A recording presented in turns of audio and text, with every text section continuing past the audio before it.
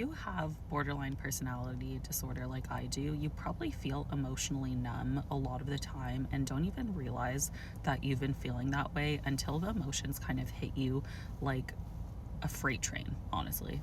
I won't even realize for weeks, sometimes even longer at a time, that I've been suppressing my emotion and feeling until I'm like, oh, I haven't felt anything at all. Like, I'm just completely numb. And usually I have to actually do something to evoke the emotion unless something triggers that emotion out of me. And then it kind of clicks that I've been numb this entire time or for this past X amount of time. And it's almost like you'd think by this point I wouldn't be surprised by this happening, but it's like each time where I go numb for periods of time, I still am shocked when the revelation comes upon me that I'm like, oh, I haven't been feeling anything for so long. It still shocks me, and I'm just like, wow, how did I let this happen again? It's like parts of me disappear for periods of time until something happens where they decide to reappear, and I'm like, oh, right. Yes, that emotion, feeling, those things. It just gets to a point where I'm just overtaken by emotion and logic kind of goes out the window, and then I'm back in this place again. And it's kind of this cycle that I have somewhat broken out of, but it definitely still is active in my life, and it's very challenging to stay in touch with how I feel, to be honest. Emotional numbness is actually a common symptom of having BPD, and this can also translate as chronic emptiness or, extreme detachment.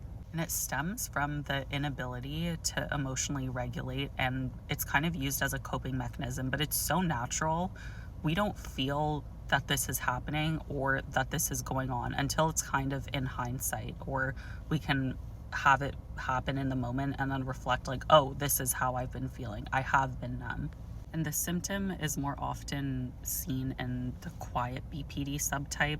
The subtypes aren't an official diagnosis, but they can help understand how people with BPD act and react differently. I feel like I definitely fall into the quiet subcategory where usually everything is internalized and you take everything out truly on yourself.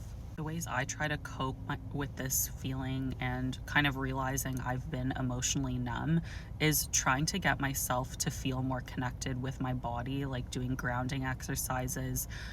I'll even listen to like music that can help me evoke emotion or that I'm trying to bring to the surface, because it can be really challenging sometimes. And working out, physical activity, all of those things can kind of help you get back into your body and out from just your head. Even if it doesn't feel like it in the moment, usually after the fact, you'll notice some kind of difference of feeling more at ease, more grounded.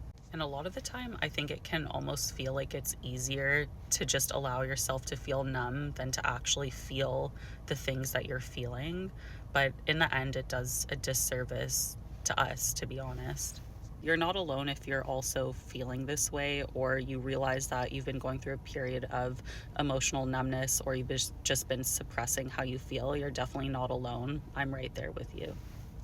BPD does suck a lot of the time, and I think what also has bothered me lately is that in one of the classes that I'm taking, BPD was brought up in a negative light, and obviously I didn't say anything, but I think sometimes people in public settings aren't aware that sometimes members within that group can be struggling with the very thing that you're talking badly about, and it makes for a very uncomfortable experience. So I guess also just be mindful of how you're speaking in group settings or putting down certain disorders that you don't know if the people within that group are struggling with that disorder. So that was also a bit disheartening, but it did break through the emotional numbness. So I guess I'll take the wins where I can.